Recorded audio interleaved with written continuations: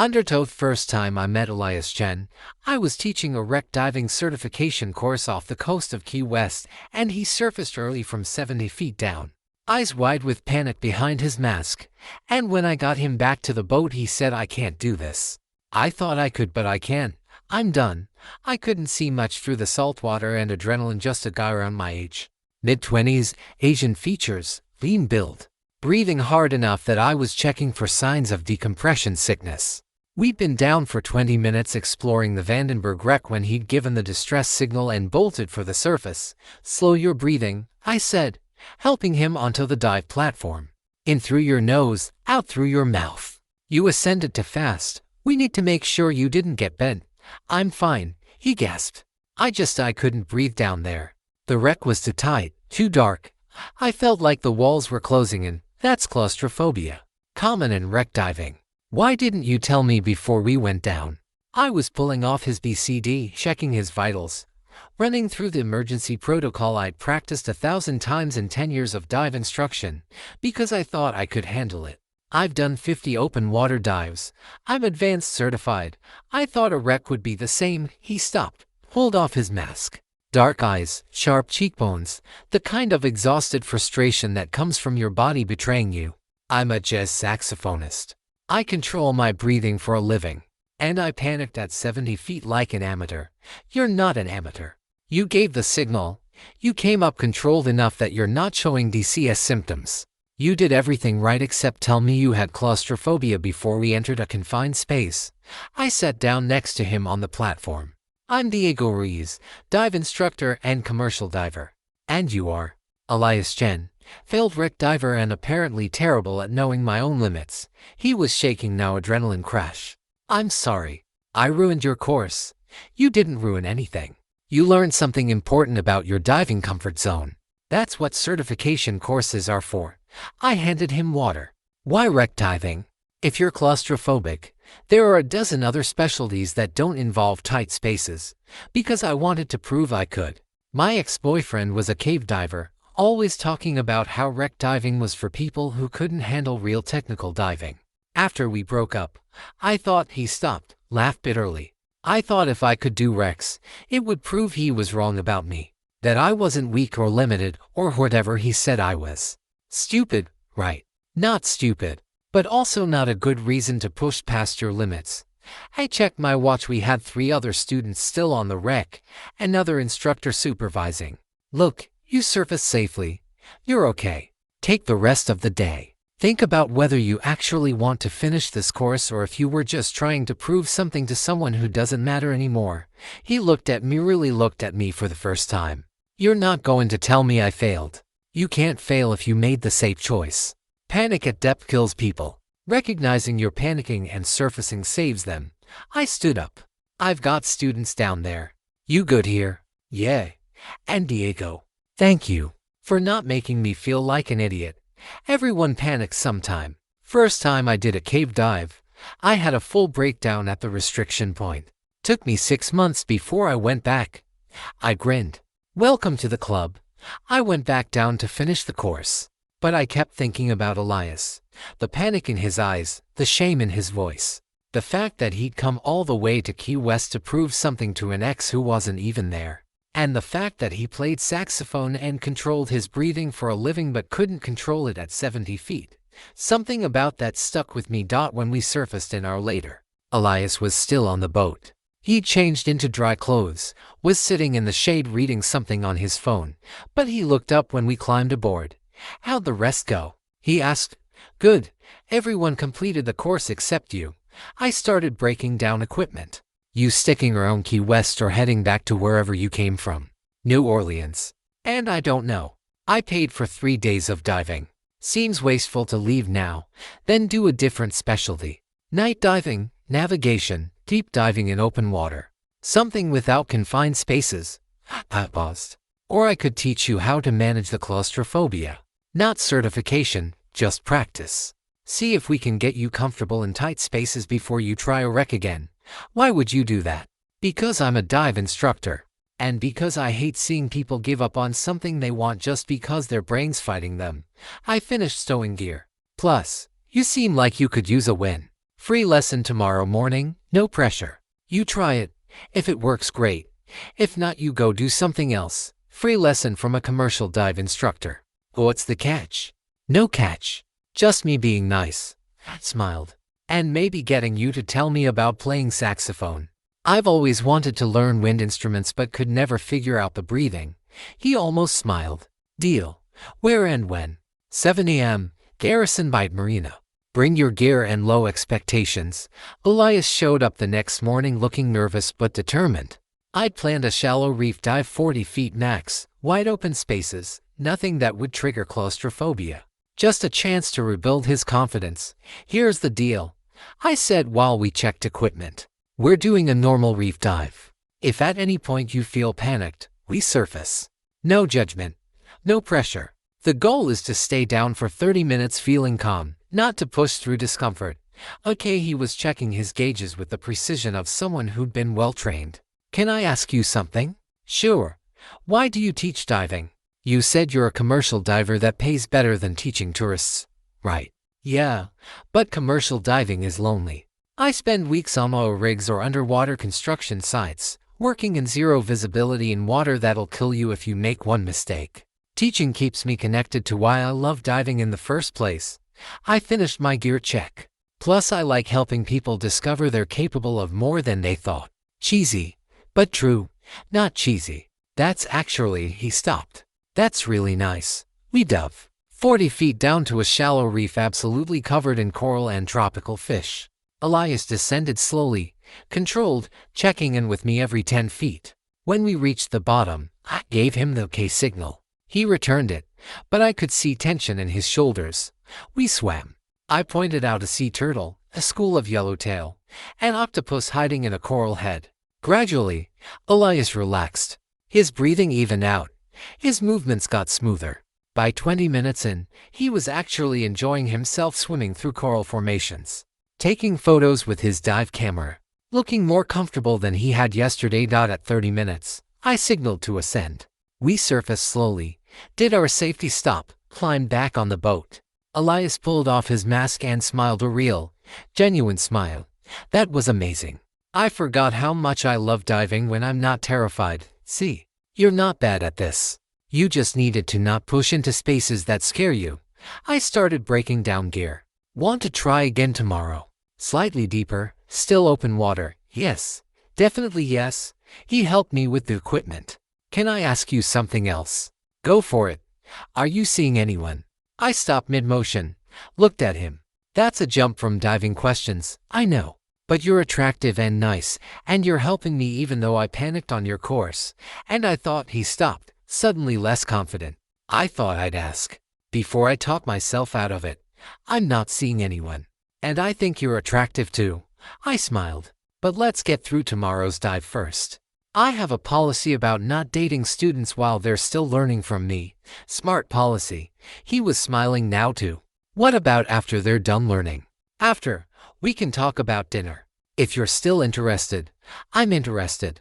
We dove again the next day. 50 feet, slightly more complex reef structure, still open water but with some swim-throughs that required ducking under coral. Elias handled it perfectly calm, controlled, actually having fun. Afterward, he helped me load equipment and said, I think I'm done learning. For today, anyway. Good, because there's a Cuban place in Old Town that has the best rope of vieja in Florida. You interested? Very interested. Dinner was perfect.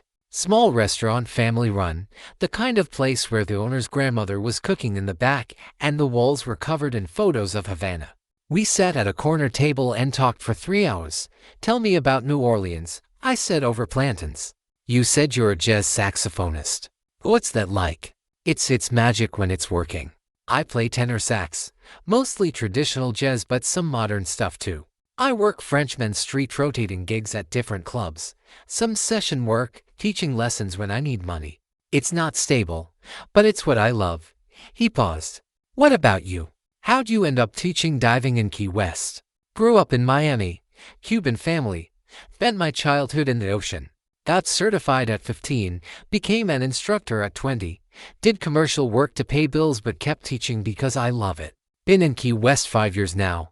I took a drink. It's a good life. Diving all day, living in paradise. Can't complain. Sounds lonely, though. You said commercial diving is lonely. But Key West is, he gestured vaguely. It's a party town, transient. Everyone's visiting. Nobody stays.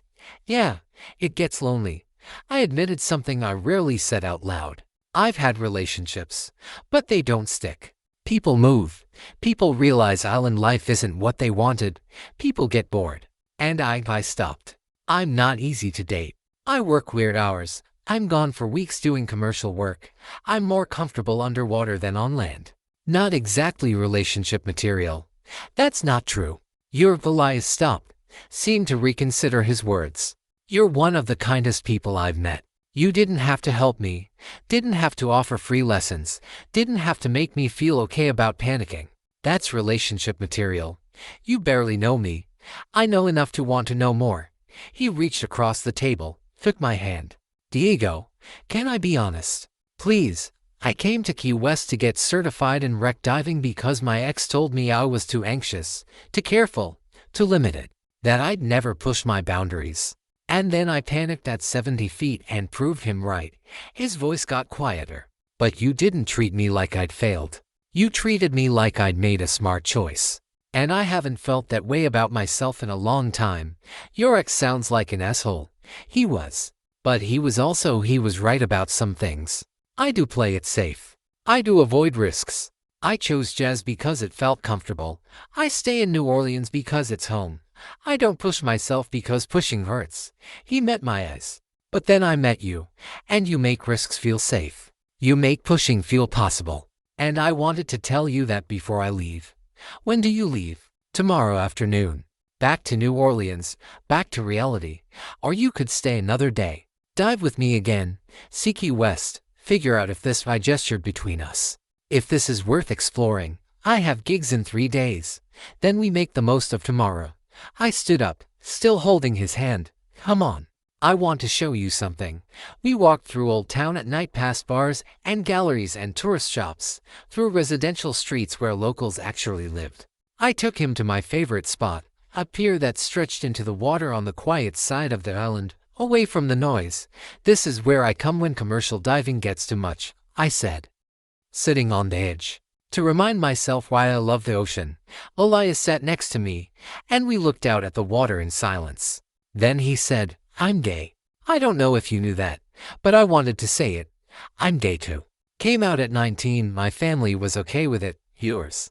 Taiwanese-Immigrant parents who want grandchildren. They're not hostile, just disappointed. Like I'm failing at being their son. He smiled sadly. But they love me. They just don't understand me. I get that. My parents are old-school Cuban Catholic. They love me but they're also convinced I'm going to hell. I bumped his shoulder. But we're here.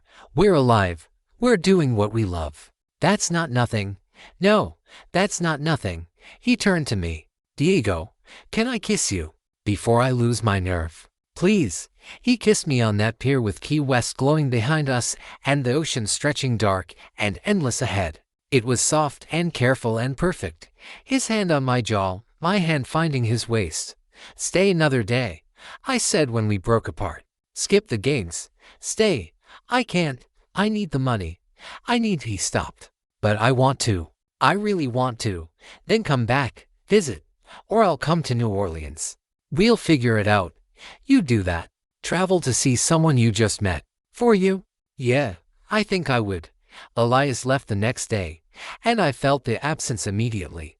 Key West was the same hot, right, full of tourists but lonelier without him. We texted constantly, just finished a dive, thought of you / just finished a gig, wish you'd been there, miss your face, miss yours too. 3 weeks later, I flew to New Orleans. Used my commercial diving paycheck to book a long weekend. Showed up at his apartment in the Marigny with no plan except to see him. You actually came, Elias said when he opened the door. Shocked and delighted. I said I would. I pulled him into a kiss. Show me your city. New Orleans was everything Key West wasn't. Alive, musical, humid in a different way. Elias took me to Frenchman Street, introduced me to his jazz friends, dragged me to his favorite restaurants. I watched him play at a club called the Spotted Cat tenor sax, eyes closed, completely in the music. He was beautiful when he played. You're incredible, I said afterward. Like, genuinely incredible. Why aren't you famous? Because jazz doesn't make you famous unless you're exceptional. And I'm just good. Good enough to gig, not good enough to tour. He wasn't sad about it, just matter of fact. But I'm happy. This is what I want. We spent 4 days together. Fell asleep in his apartment, woke up tangled together, made breakfast, and talked about everything. I told him about commercial diving, the loneliness, the danger, the strange beauty of working in zero visibility. He told me about jazz, the improvisation, the collaboration, the feeling of getting lost in music. I love you, I said on my last night there. We were in his bed, New Orleans summer heat making everything sticky, a fan oscillating overhead. I know it's fast, but I do. I love you too. He kissed me. What do we do about that? I don't know. I'm in Key West, you're here. I can visit, you can visit, but that's not sustainable. No, we fell asleep without answers. And I flew back to Key West the next morning feeling like I was leaving part of myself in Louisiana. For the next 6 months, we tried. I flew to New Orleans every few weeks. He came to Key West when he could afford it. We texted, called, video chatted, built a relationship in stolen moments and airplane tickets. But it was hard. Elias struggled with gig cancellations when he visited me. I missed commercial diving contracts because I was traveling. We were both exhausted, both stretched thin. I don't know if I can keep doing this, Elias said during a video call in month 7. I love you, but I'm tired. I'm missing gigs. I'm broke from flights. I know. I'm tired too. I wanted to fix it. Wanted to find a solution. What if I moved to New Orleans? I could do commercial diving from there, teach at a local dive shop at Diego. You'd hate living inland. You need the ocean. And I'd hate being responsible for taking you away from what you love.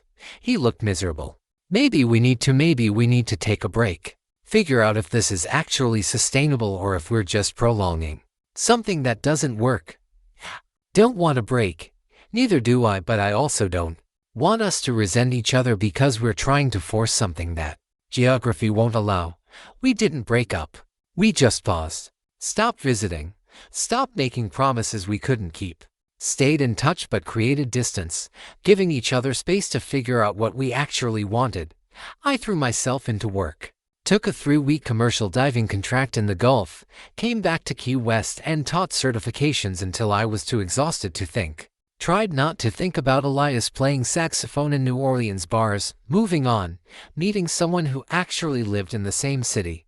3 months into the pause, I got a call at 2 a.m. Louisiana number. I answered, Diego. Elias's voice, shaky and scared. I need help. I'm in the hospital in Lafayette.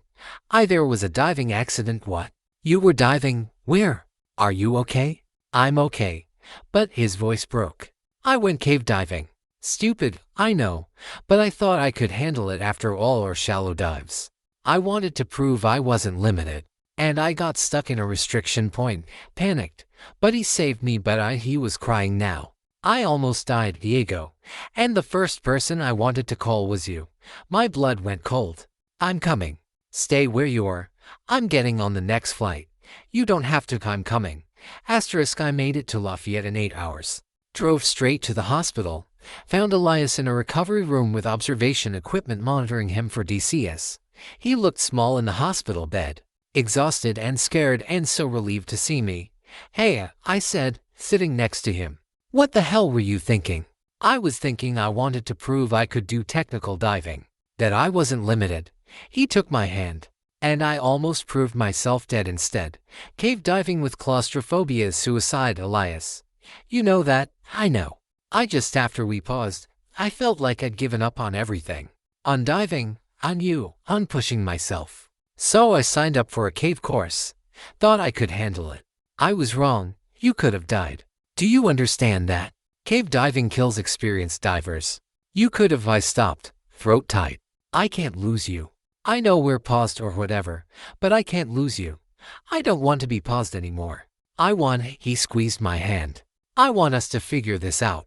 Really figure it out. Not just try long distance and hope it works. Because when I thought I was going to die in that cave, all I could think was that I'd wasted 3 months not being with you. What are you saying? I'm saying I'll move.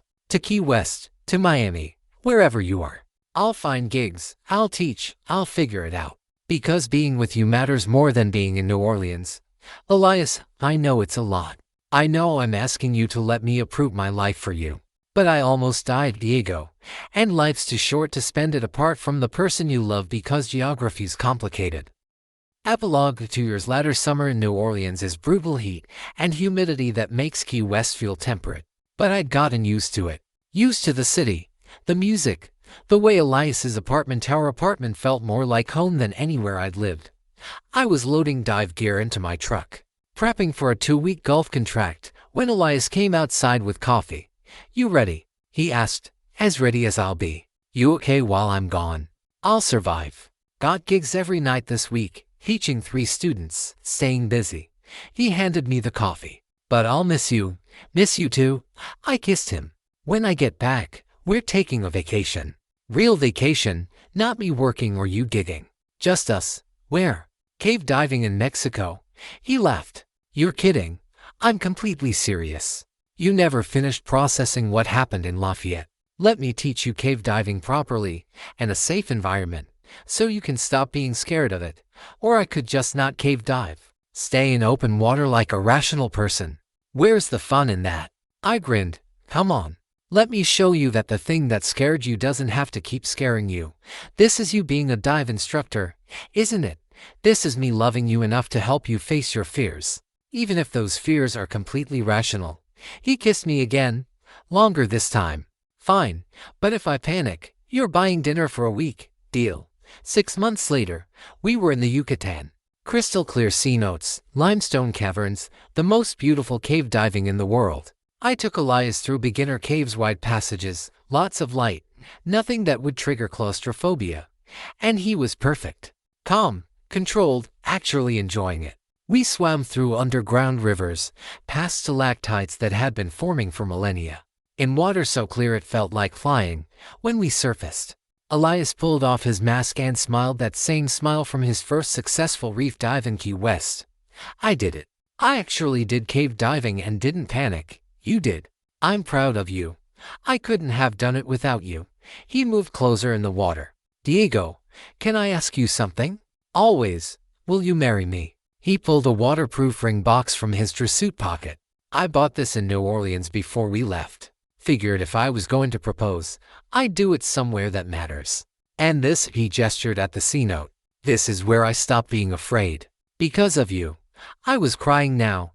Didn't care that we were in water and I was supposed to be the professional. "Yes. Absolutely yes." He put the ring on my finger, simple titanium band, perfect for someone who works underwater. We kissed in that Cenote, 2 divers who'd found each other in panic and built something in calm. A year later, we got married on a dive boat in Key West. Small ceremony. Just close friends and family, everyone in wetsuits. The officiant was my first dive instructor, the one who taught me you could recover from anything. We exchanged vows on the surface, then descended as a group to 60 feet and signed the marriage certificate on a reef. Most people get married in churches or gardens. We got married underwater, where we'd met, where we'd fallen in love, where everything made sense. Elias still plays jazz in New Orleans. I still dive commercially in the Gulf. We still navigate distance and schedules and the complications of 2 careers that don't align neatly. But we make it work. Because some things are worth the effort. Some people are worth rearranging your life for. And some love stories start with panic at 70 feet and end with a marriage certificate signed underwater. That's not a bad story. That's not bad at all. Asterisk. Dive log entry.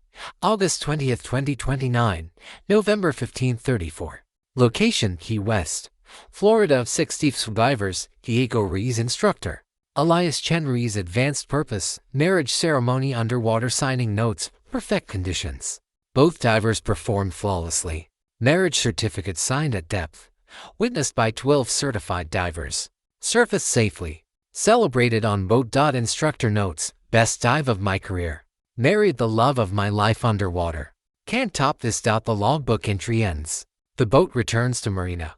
2 men climb out hand in hand. Married now, ready for whatever comes next. The ocean keeps them. Love keeps them. They keep diving.